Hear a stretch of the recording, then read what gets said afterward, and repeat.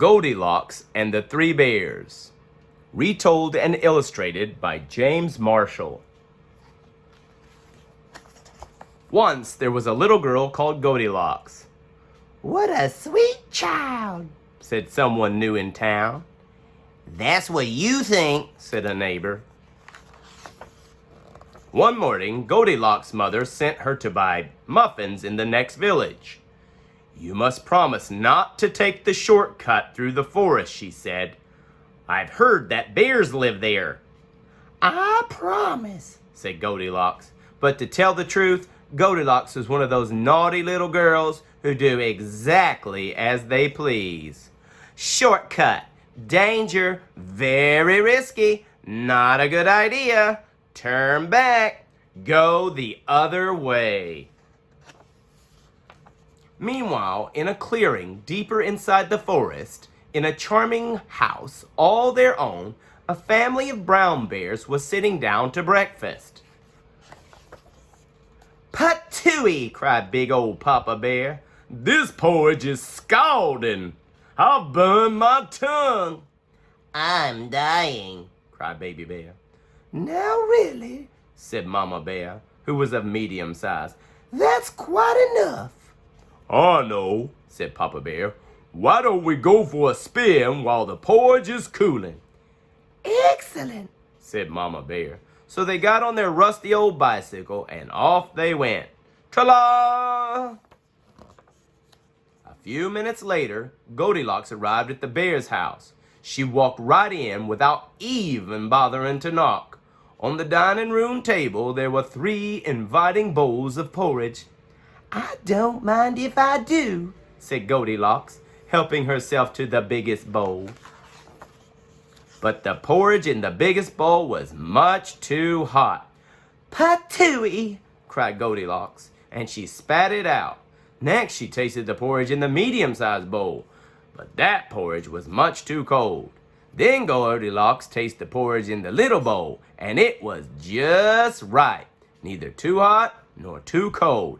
In fact, she liked it so much that she gobbled it all up. Feeling full and satisfied, Goldilocks thought it would be great fun to have a look around. Right away, she noticed a lot of coarse brown fur everywhere. "They must have kitties," she said. In the parlor, there were 3 chairs. "I don't mind if I do," she said, climbing into the biggest one. But the biggest chair was much too hard, and she just couldn't get comfortable. Next, she sat in the medium-sized chair, but that chair was much too soft, and she thought she might never get out of it. Then Goldilocks sat in the little chair, and that was just right, neither too hard nor too soft. In fact, she liked it so much that she rocked and rocked until the chair fell completely to pieces. Kablam! Now, all that rocking left Goldilocks quite tuckered out. "I could take a little snooze," she said. So she went to look for a comfy place to nap. Upstairs, there were 3 beds. "I don't mind if I do," said Goldilocks, and she got into the biggest one. But the head of the biggest bed was much too high. Next, she tried the medium-sized bed, but the head of that bed was much too low. Then Goldilocks tried the little bed, and it was just right. Soon she was all nice and cozy and sound asleep. She did not hear the bears come home.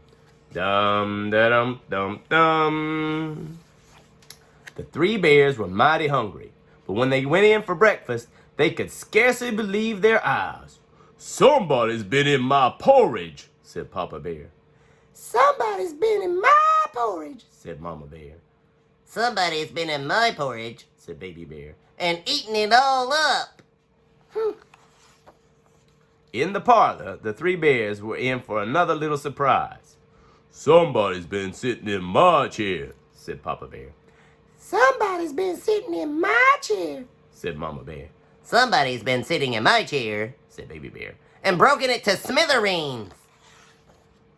The three bears went upstairs on tiptoe, not knowing what they would discover. At first, everything seemed fine, but then Papa Bear lay down on his big brass bed. "Somebody's been lying in my bed," he cried. He was not amused. "Egads!" cried Mama Bear. "Somebody's been lying in my bed." "Look!" cried Baby Bear. "Somebody's been lying in my bed and she's still there." "Now see here," roared Papa Bear. Goldilocks woke up with a start, and her eyes nearly popped out of her head. But before the bears could demand a proper explanation, Goldilocks was out of the bed, out of the window, and on her way home. "Who was that little girl?" asked Baby Bear. "I have no idea, Said Mama Bear. but I hope we never see her again." And they never did. The end.